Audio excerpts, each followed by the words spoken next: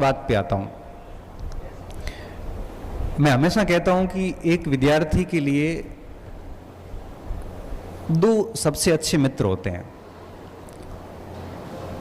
एक आपकी टेबल कुर्सी और दूसरा खेल का मैदान। अगर एक विद्यार्थी इन दोनों में हमेशा उलझा रहेगा तो वो कभी पीछे नहीं रहेगा। अगर आप मोबाइल की दुनिया में बहुत व्यस्त हैं तो आप मान के चलिए कि आपका दिनों दिन डिग्रेडेशन होता है, पतन होता है, क्योंकि मोबाइल आपकी स्मृति को खा जाता है। जिसका मोबाइल टाइमिंग जितना अधिक होता है उसकी स्मृति हास उतना अधिक होता है।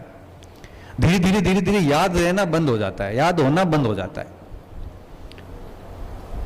तब मैं कॉलेज के स्टूडेंट को कई बार कहता हूं कि आप फर्स्ट ईयर में आ गए हैं, सेकंड ईयर में हो, आप 7-8 घंटे पढ़ो, 2-3 घंटे ग्राउंड में चले जाओ, दौड़ के आ जाओ, वॉकिंग करके आ जाओ, जॉगिंग करके आ जाओ, एक्सरसाइज करके आ जाओ। आपकी प्रोडक्टिविटी बढ़ जाएगी और याद होने की क्षमताएं बढ़ जाती है।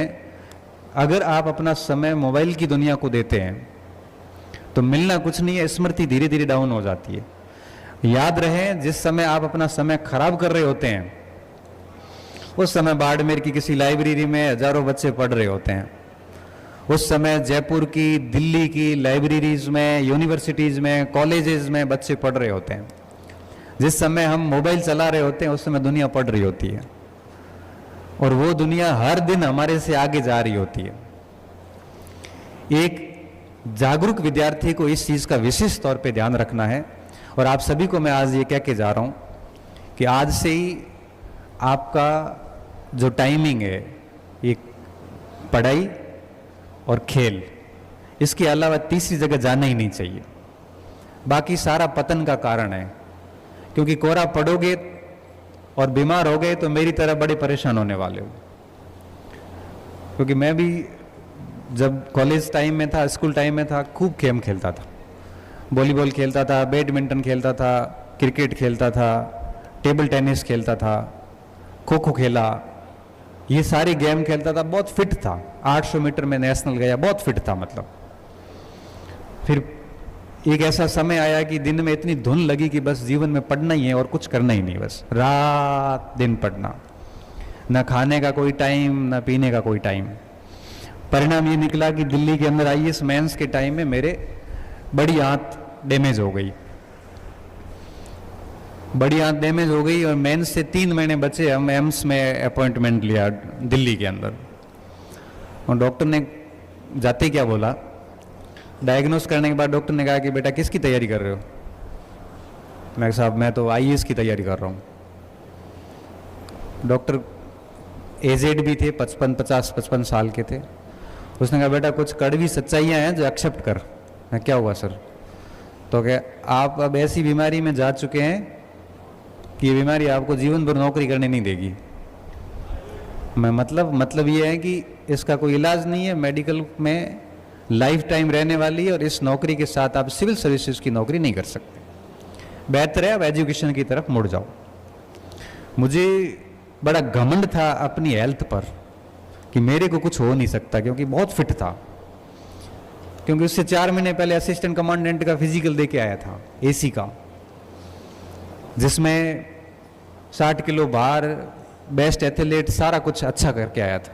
तो मुझे लगता था कि मेरी हेल्थ को कभी कुछ हो नहीं सकता था। और स्थिति ये हुई कि 6 महीने के भीतर वो 60 किलो का भार 43 kg पे आया, 43 किलो पे। वो 15 का हीमोग्लोबिन 7.5 पे आया और अस्पताल में जाके डॉक्टर ने एडमिट कर लिया। उस समय मुझे पहली बार एहसास हुआ, मैं बहुत गंदी स्थिति से गुजरा और अभी भी यही चल रहा है। 16 साल से बीमारी चल रही है।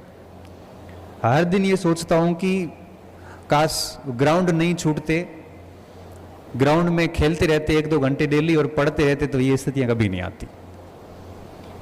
इसलिए मैं स्टूडेंट को डेली कहता हूं कि बहुत पढ़ाई करिए, लेकिन साथ साथ में डेली 1-2 घंटे ग्राउंड में दीजिए। पैदल चलिए, दौड़िए, भागिए, कोई न कोई गेम्स में एक्टिविटीज करते रहिए, फिर पढ़िए। आपकी प्रोडक्टिविटी बढ़ जाएगी। आप देख लेना कि आपको अपने आप में अंतर महसूस होने लगेंगे, क्योंकि हेल्थ को दांव पे रख के आप नौकरी लग भी गए ना, तो फिर आगे की पूरी जिंदगी हेल्थ सुधारने में जाएगी। आप अपनी नौकरी के आनंद नहीं ले पाओगे, ना कुछ खा पाओगे, ना पी पाओगे, ना कहीं जा पाओगे। बस सैलरी लोगे और सैलरी है वो घर वाले खाएंगे, आपको कुछ नहीं मिलना है। मेरे साथ तो ऐसा ही हो रहा है। सुबह उठा, राहुल के सर चाय बना, तो मैंने कहा चाय नहीं पीता। तो सर दूध लो, मैं दूध नहीं पीता। कॉफ़ी बना, तो मैं कॉफ़ी नहीं पीता। खाने में सिर्फ दाल रोटी खाता हूँ। हलवा बना, तो मैं हलवा नहीं खाता। क्यों? क्योंकि सब डॉक्टर ने बंद करवा रखा है। यात्रा करनी है तो कार से जाओ, बस में नहीं जा सकता। ये सब्जी नहीं खा सकता, वो नहीं खा सकता, ये नहीं पी सकता, वो नहीं पी सकता। अब क्या खा सकता वही लिस्ट है, बाकी सब नहीं खाना है। तो मुझे बताओ कि आपकी सैलरी 2 लाख रुपए हो, आप कुछ खा नहीं सकते, पी नहीं सकते, जा नहीं सकते हो, 2 लाख रुपए क्या काम के बताओ? उस के मजे तो कोई और ले रहा है।